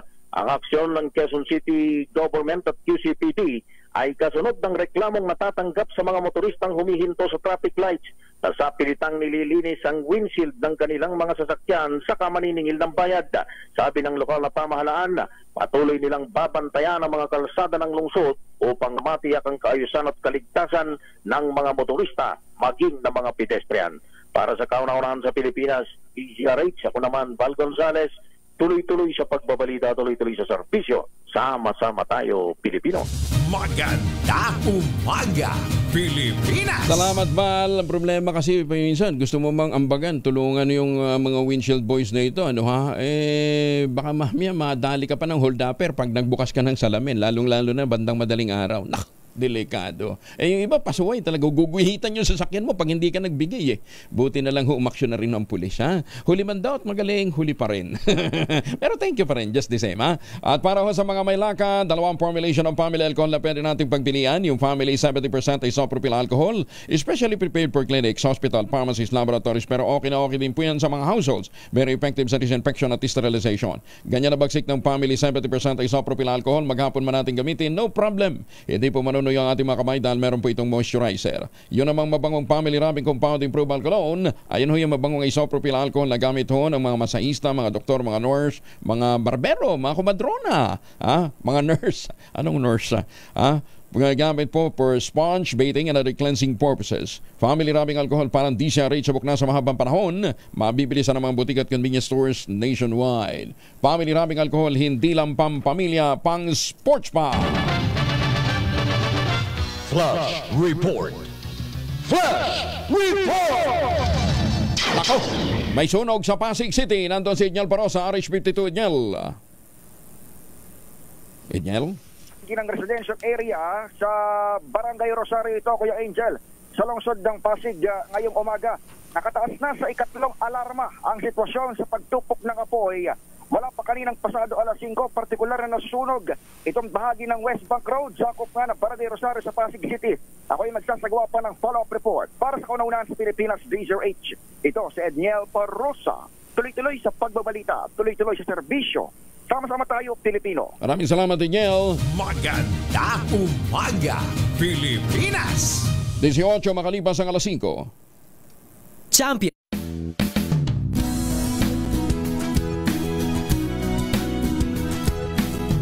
Magbago man ang panahon, doon kami sa gawang Peerless. Champion. Mula sa baretang pangmatagalan, purong powder. Hanggang sa mapulang liquid detergent. Kaya sa labahan, Champion! Tapat na walang katapat. Tanggaling-galing mo! Smart dishwashing paste ko. Pritong ulam na masebo. Plato ng kaldero. Tanggaling for everyday. Ganyan pag smart ang dishwashing paste. May double tanggaling formula. Tanggal ang sebo, tanggal ang bakterya. Pahit para walang bahid. Linis fantastic sa bell. Walang plastic number 1 ko to. Dishwashing paste. ACS. Magbago man ang panahon, doon kami sa gawang Peerless. Champion. Mula sa baretang pangmatagalan, purong powder. Hanggang sa mapulang liquid detergent. Kaya sa labahan, Champion! Tapat na walang katapat. sa lahat ng bagay, simula pa lang, siguraduhing max protection na. Kasi pag kulang ang proteksyon, baka madaling masira. Sa ngipin, dapat may max protection din. Max sa alaga ng Unique Toothpaste.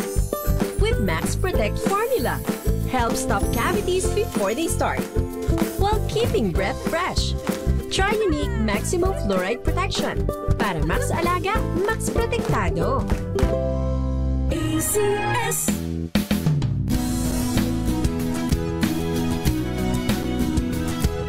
Alamin ang mga maiinit na isyung pambayan, mga balitang kailangan mong malaman, usapin sa pamahalaan, politika, ekonomiya at kabuhayan. Ito ang mga dapat mong malaman, pakialaman at pag-uusapan dahil kayo ang tinig ng mamamayan dito sa Damdaming Bayan.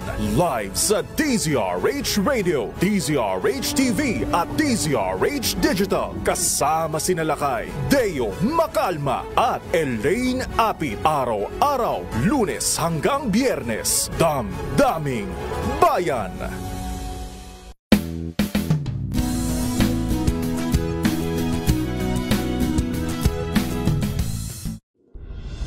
Tuloy-tuloy ang pagtulong, tuloy-tuloy ang pagseserbisyo at tuloy-tuloy ang balitaan kasama si May Binauhan sa Operation Tulong mula Lunes hanggang Biyernes.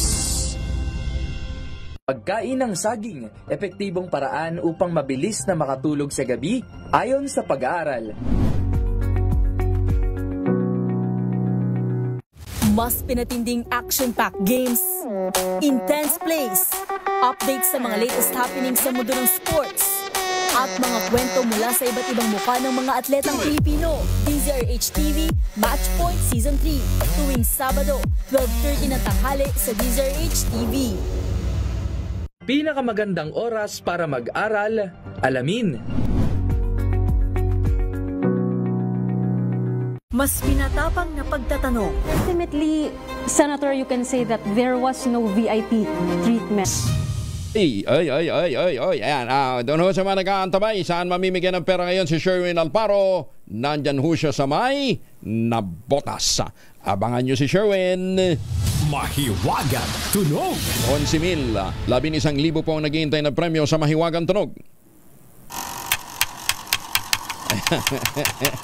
Basta yung isang item na ginamit dyan, sintigas ho ng bato. Ayan, bahala ko kayo kung ano yan. Basta binigyan na natin yung second first item at saka yung prinsipyo ho ng P6. Yung second item na lang iniintay natin. Ang mga online viewers ho natin po pwedeng sumali basta ang ating pong programa ay i-share po ninyo. Meron kayong sharer badge na magiging patunay na kayo po entitled manalo ng 11,000.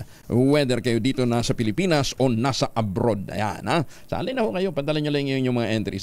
Pero doon sa mga gustong sumagot online, ipapadala po ninyo sa 0919-282-6485. Sundin ang tamang format ng pagdetext, empty space, name / other / contact number / at ang inyong sagot.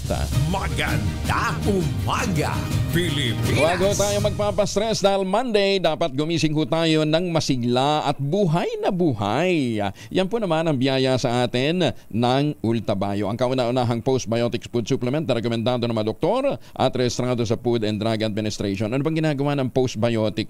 Ito po ay nagpapasok sa ating katawan ng mga dead microorganism na nag-a-activate po ng commander ng ating immune system. Yung pong plasmacytoid dendritic cell. Ayan. Kaya habang natutulog tayo, ang ating brain itinataboy po yung mga toxin sa ating katawan para magkaroon tayo ng masiglang buhay. Malakas na katawan, kinabukasan dahil kumpleto ho tayo sa tulog. Ayan. Magandang ating pagkakatulog. Yung bang naaabot natin yung stage 4 na talagang nananaginip na ho tayo.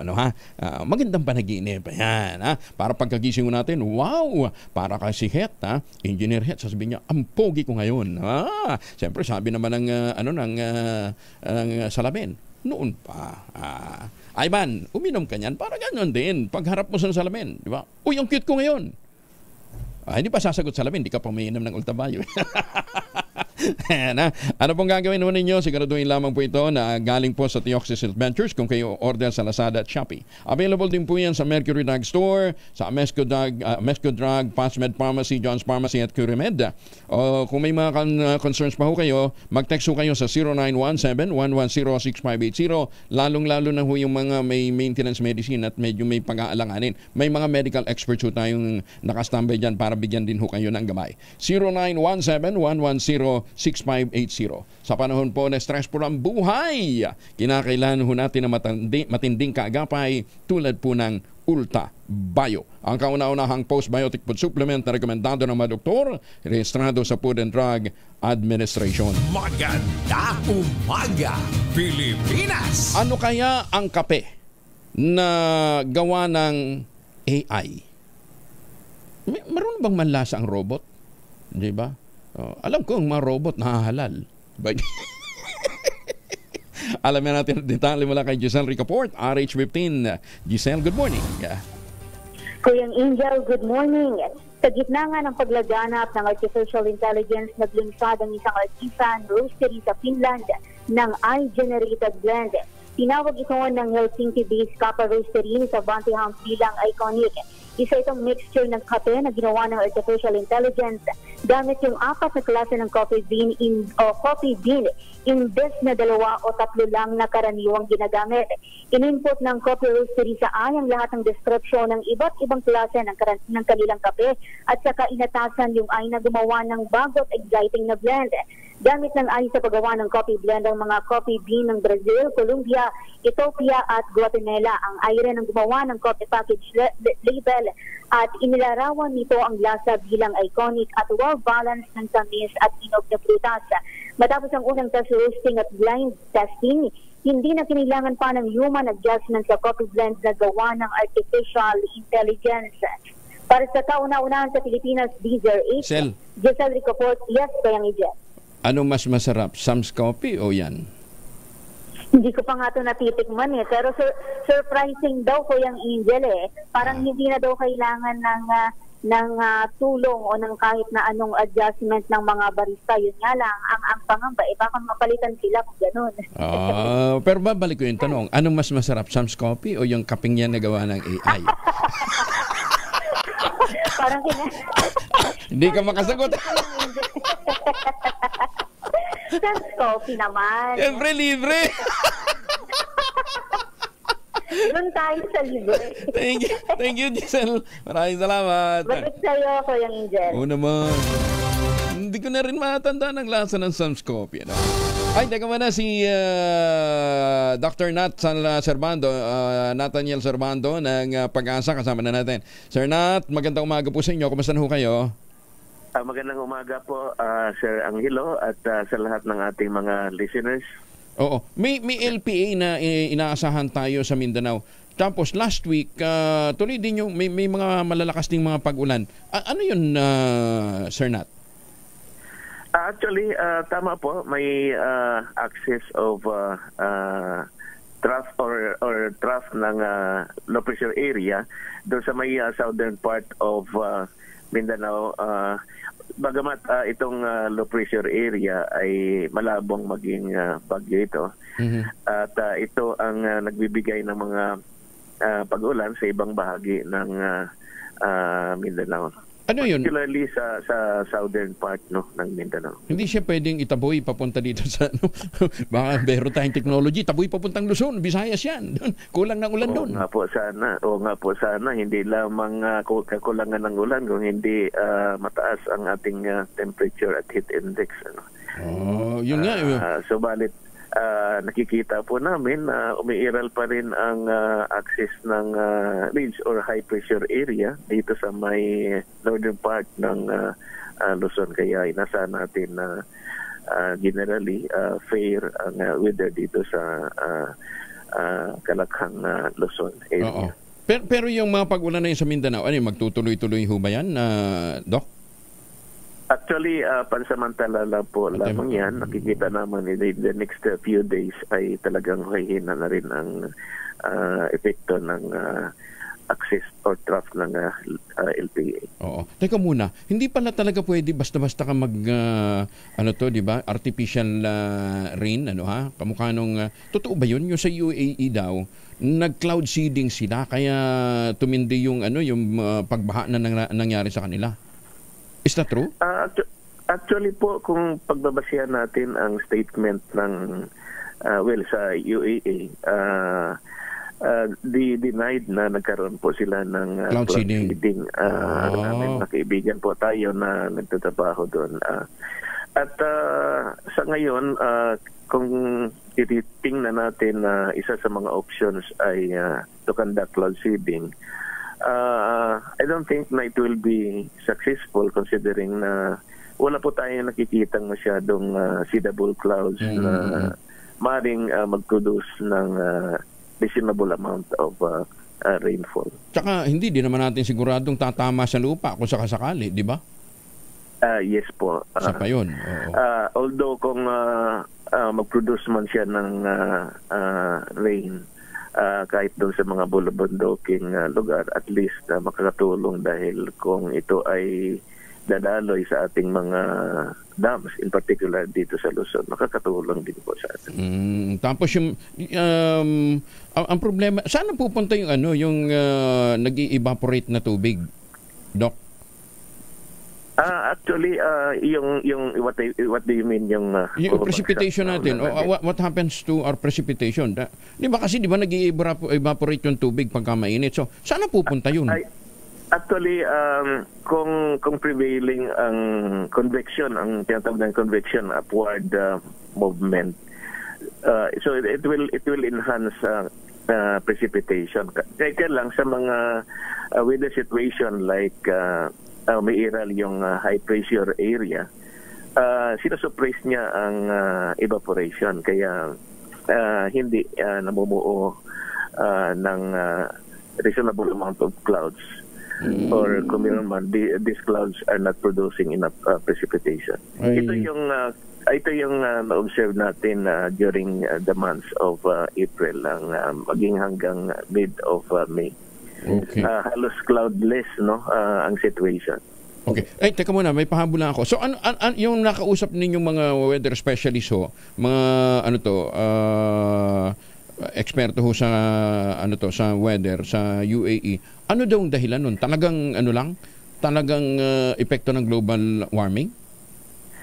Actually, kung titingnan din namin ang cloud system, talagang may weather system na dumaan sa hindi lamang sa UAE actually, ang maging mga bansang Bahrain or mga nearby countries like Qatar, even Oman, kakaroon din mga pag-ulan. Nagkataon lang na doon sa Dubai ang pinakamatinding buhos. Malakas na buhos ng ulan at sabi nga nila malaundoy but short-lived kasi in less than 2 hours lang ang ulan, but talagang buhos considering na wala naman silang efficient na drainage system. Ayun. Sila nagkaroon ng mga less than 2 hours, May mga pag-ulan pa. Yes, sabi po ng mga kaibigan natin doon, halos 1 hour and a half lang ang pagbuhos ng ulan.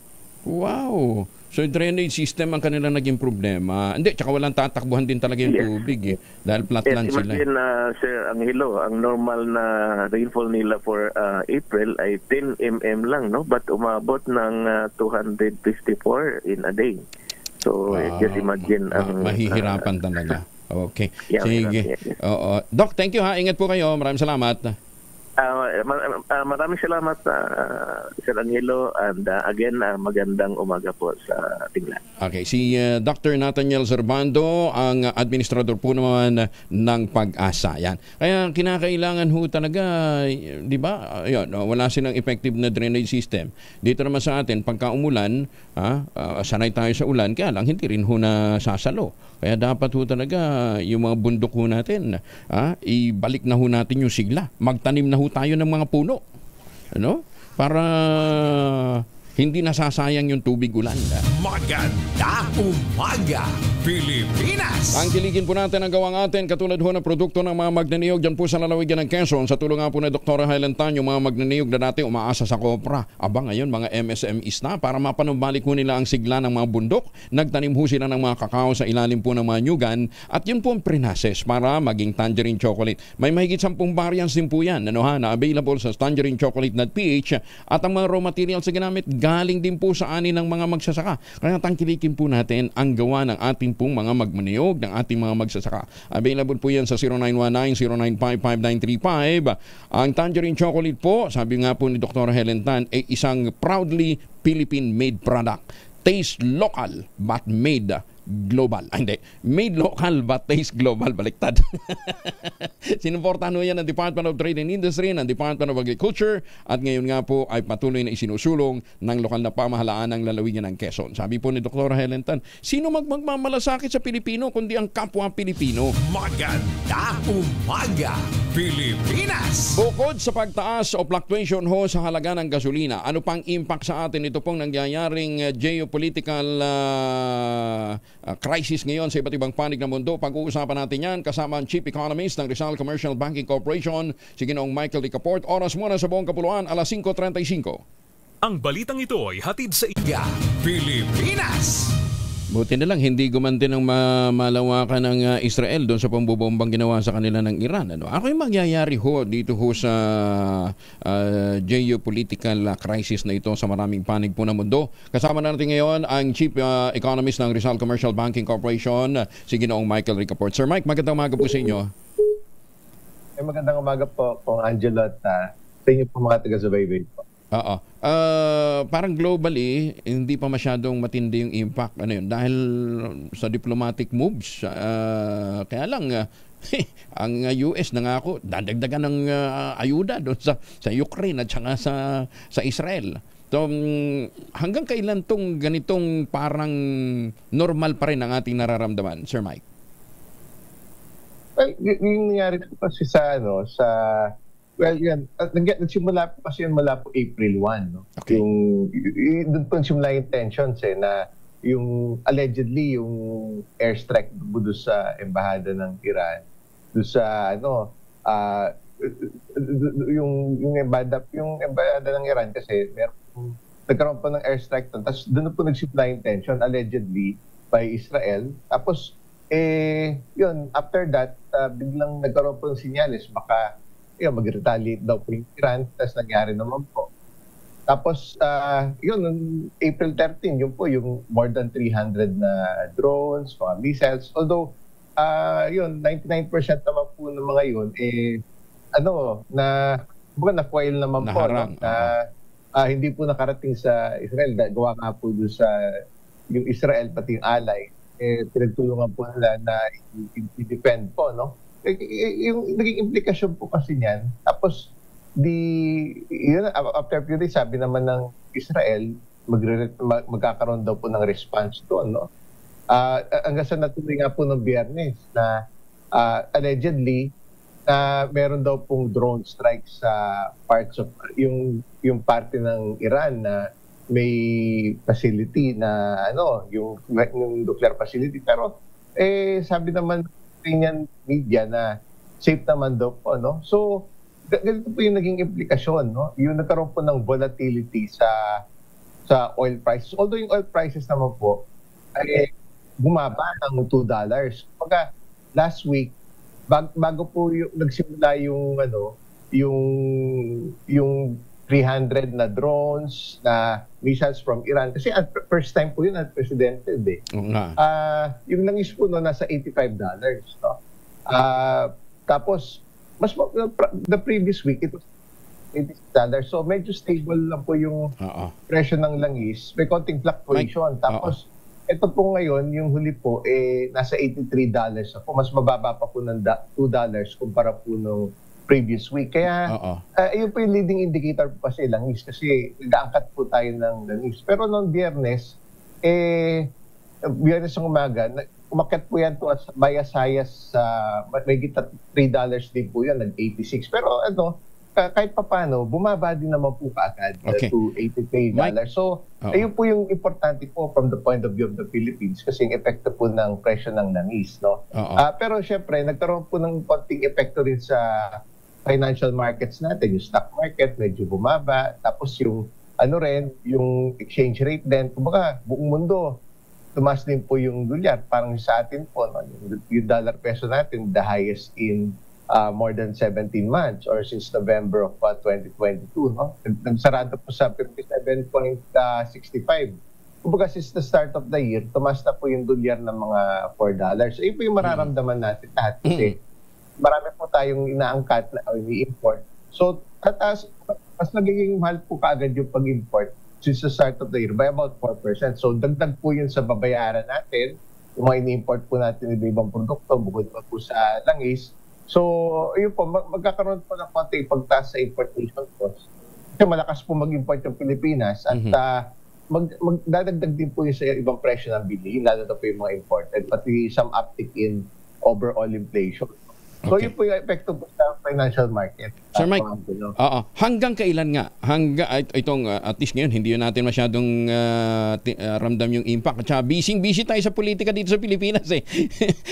Ultimo, ordinaryong tao, ang pinag-uusapan, away ng mga politiko, cha-cha-cha-cha. Maganda yung diversion natin eh. Hindi natin masyadong nararamdaman yung pagtaas ng mga bilihin o fluctuation sa presyo ng gasolina. Hindi masyado napapansin yun. Hanggang kailan itong ganitong klase ng sitwasyon given the increasing tension ng sa geopolitics? Opo, yung kasi po yung sa at least yung sa yung external factors or yung sa nangyayari sa Middle East, no? Yung between Israel and yung Iran, pati yung mga proxies niya. Yun, medyo uncertain pa po yun. Pero sa ngayon, at least, dinomonitor po natin yan, nag-stabilize yung sitwasyon po doon, no? Sa Middle East. At least ito importante kasi nagtatrabaho rin po yung world powers na daanin na po sa diplomasya. Huwag na maggera, huwag na maggantihan. Kasi yun po yung risk, mamaya maggantihan, mag-escalate yung crisis, maapekto. Siyempre, mga Middle East, marami pong oil-producing countries. So, hawig din po yan doon sa, di ba, yung more than 2 years ago, yung sa Russia-Ukraine conflict, di ba? More than 2 years na po yun. May langis po yun eh. Kasi yung compared to since more than 2 years ago, nagkaroon po ng pagtaas ng presyo ng mga commodities, no? Yung mga bilihin. Kaya yun po yung nag-trigger nun. So, kasi yung world powers, nagtatrabaho naman po sila. Ultimo yung United Nations, yung UN, para hindi na po ito mag-escalate, no? Kasi may mga kababayan din po tayo na maaaring maapektuhan, lalo na yung may mga OFWs din po tayo sa Middle East. Kahit sa Israel din po, no? More than 30,000 yung Filipinos na nagtatrabaho po doon.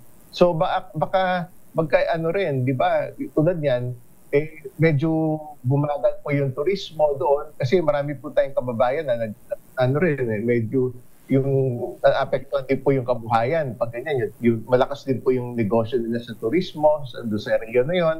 Yun lang po yung pero locally naman, yung when it comes to, at least yung politics naman, kasi po yan eh. Kumbaga, yung mga alliances, nagkakaroon po talaga minsan ng changes yan, no? Kahit nagkaroon po ng mga, di ba, super alliance during the election. So, pero yun, ang importante rin po, syempre, nakatutok din po yung mga polisiya para matugunan din po yung mga epekto niyan. No? Kasi yung challenges, bukod po sa Middle East, meron din po, kasi napaka-importante lalo na yung, kasi ultimo sa atin, may konting, di ba, may tensions din po between China at saka sa Pilipinas sa disputed water. So, kasi bakit po importante yun? Kasi bago po, lalo na po yung mga foreign investors, bago po sila mag-invest dito ng mga billion-billion na piso o dolyar, kung nakikita nila na merong yung water cannoning doon po sa disputed waters, so medyo kasama rin po sa assessment, parang tanong po ba doon, hahantong po ba yan sa conflict o sa gera? Kaya napaka-importante rin po ng yun, yung medyo malapit po sa ating bansa, yung relasyon po sa China, tapos syempre, nagiging ano rin po yan, no? Nagiging diskusyon din po yan, no? Dapat maayos din po yun, na hindi rin mag-escalate. At although nandoon naman po yung suporta ng ibang mga world powers. Opo, yung mga kaalyado po natin, maraming bansa na sumusuporta rin po sa atin, no? Pagdating po sa bagay na yan, doon po sa tensions, doon po sa disputed waters. Kaya napaka-importante po lahat ng iyon, no? Pati yung mga polisiya din na para mapanatili din yung kapayapaan yung dito sa malapit sa atin, pati rin po yung sa ibang bahagi ng mundo, no? Okay. Ultimo yung mga central bank din, nagtatrabaho din po sila, no? Wala for more than 2 years. Kasi pagka may volatility sa oil, wala nung Russia-Ukraine war, ultimo yung US na central bank, ang main tool po nila, yung pinaka-alas nila, yung interest rate. So kaya nga po, due to the recent developments, oil being a leading indicator, kasi yan po yung nakaka-apekto po sa mga presyo ng bilhin sa buong mundo, pati sa inflation. So yung mga global central banks led by the US, so ang sinyalis din po nila, yun, nagtatrabaho din po sila. Parang they would like to ensure na yung langis hindi po masyado tumaas. Ang alas po nila, sige, kung may konting volatility po dahil sa geopolitics, interest rate policy po to keep interest rates higher for longer. No? Kasi nagtaas na po sila for the past 2 years. So magka-cut na po sana. So medyo baka madelay din po yung interest rate cut. Kasi ayun po yung pinaka-lever nila, yung interest rates. Kung medyo mataas pa yung interest rates, pwede po nila makontrol yung kaya nga narinig po natin, mahal po humiram, bumabagal. Basta importante yung sinasabi mo, pairali natin ang diplomatic channel. Paganahin natin ang diplomatic channel rather than getting involved to any warmongering o makisali pa sa mga bakbakan. Sir Mike, maraming salamat for joining us. Thank you. Good morning. Opo, maraming salamat po, Pang Angelo, at sa ating po mga taga-subaybay. Magandang umaga po. Maraming salamat. Ang Chief Economist ng Rizal Commercial Banking Corporation, si Ginoong Michael Ricaport. Kaya siguro, isama ho natin sa ating arwang dasal. Mapayapang solusyon sa halip na magirian. Maganda umaga, Pilipinas! 51 na makalipas ang alas 5. Ay, mabuti na lamang ho at itong Westchester Realty hindi ho nagmabago ng kanilang presyuhan. Easiest term, 5% down payment, pwede pang gives. 20,000 pesos all-in down payment, pwede ka na maglipat bahay agad after take-out ng Pag-ibig Housing Loan. 7 days lang hintayin mo, pwede ka nang maglipat bahay agad. Ito pa rin ang pangarap na ganoon ng sariling bahay sa presyong abot kaya. Ito po yung mga proyekto nila dyan po sa Severo Bacolor, Mabalacat at saka sa Mira. Napakalapit lamang po sa Clark International Airport. Ito pa, pagka ngayon ho kayo bumili, ngayon ho kayo nagpa-reserve sa 0996-501-5555 o sa 0947-434-5555. You have a chance to win a trip for 2 to Japan, Hong Kong, Singapore, Thailand o kahit po sa Taiwan. Ito pa rin ang pangarap magkaroon sariling bahay sa presyong abot kaya. Mga malalaking pangyayari sa Metro Manila ngayon ihatid naman sa atin ni Ivan Asyado. Ivan? Narito ang mga pinakahuling balita sa Metro Manila ngayon. Sa Pasig, inanunsyo ng lokal na pamahalaan nito ang pagsasara ng ilang bahagi ng Sergeant Pascua Street sa Barangay Bagong Ilog gabi-gabi, tuwing alas 7 ng gabi mula ngayong araw hanggang Abril 28. Ayon sa Pasig City Public Information Office, ito ay para sa pagdiriwang ng araw ng Barangay Bagong Ilog. Sa Marikina, pinaghahandaan na mga job seekers na dumalo sa isasagawang job fair ngayong darating na April 27, araw ng Sabado. Ayon kay Mayor Marcelino Chodoro, nasa 28 kumpanya mag-aalok ng trabaho dito na isasagawa sa City Hall Quadrangle mula alas 8 ng umaga hanggang alas 3 ng hapon. Sa Maynila, ipinaghahanda ng Meralco ang mga residente ng Pandacan at Santa Ana sa isasagawang power interruption sa April 28, araw ng Linggo, simula alas 8:30 ng umaga hanggang alas 2:30 ng hapon. Apektado ang ilang bahagi ng Dr. M.L. Carrion Street, Ana Sales Office sa Santa Ana, ilang bahagi ng Francisco Balagtas Street, bahagi ng Beata at Lorenzo de la Paz Street at bahagi ng Minandro at Clarida Street. At yan ang mga balita sa Metro Manila ngayon. Para sa kauna-unahan sa Pilipinas, DZRH, Ivan Asyado. Tuloy-tuloy sa pagbabalita, tuloy-tuloy sa serbisyo. Sama-sama tayo, Pilipino. Maraming salamat, Ivan. Samantala, 4 na oras na yung forest fire sa Mount Asog. Diyan po sa... Saan yung Mount Asog? Alamin natin, balita mula kay Ruel Saldico. Ruel? Nawawala si Ruel? Dito muna tayo kay Boy Gonzales. Pulis na nakabaril sa isang binatilyo sa Malate, Maynila. Hindi nakakasuhan. Bakit, Boy? Boy. Kuya Angel, wala lang planong kasuhan ng sapa na reklamo ang mga pulis Makati na nakabaril sa anak na lalaki sa Malate, Manila. Sa investigasyon ng MPD Station 9, naghain ng affidavit of disinterested ang mag-inang Gregorio de Jesus at Susan de Jesus, kung saan hindi na nila kareklamo ang dalawang pulis Makati. Ito sina Police Master Sergeant June Cabrera at Police Master Sergeant Cyrus Anthony Castillo na naka-assign sa warrant section ng Makati Police na batid na nabaril ng mga naturang pulis si Gregorio sa hita ng tangkay nitong arestuhin sa bahagi ng Francisco Canto ng Espiritu Street sa Maynila. Agad na naisugod sa ospital si Gregorio, kung saan hinilingit ang ina nito na ilipat siya sa ospital ng Makati para malapit sa kanilang tahanan na binabantayan ng mga otoridad. Para sa kauna-una sa Pilipinas, si Richie ito, si Boy Gonzales, tuloy-tuloy sa pagbabalita, tuloy-tuloy si serbisyo. Sama-sama tayo, Pilipino. Maraming salamat, Boy. And with that, magpapaalam ho tayo. At muli ang ating paalala, magtanim ng kawayan para sa kalikasan at kabuhayan. Ang ating quote of the day ngayong araw na ito ay hango po sa mga iniwang aral ho sa atin ni Albert Einstein. Diba si Albert Einstein yung natin, quote of the day natin ngayong araw na ito? Sandali. Alam ko Albert Einstein yun eh. RHTV, yun ang nangyari. Bakit no? Hindi pala. Si Niccolo Machiavelli pala. Yung pong isang Italian philosopher ho natin. The first method for estimating the intelligence of a ruler is to look at the men he has around him. 2x2, susunod na. Ganda Umaga, Pilipinas!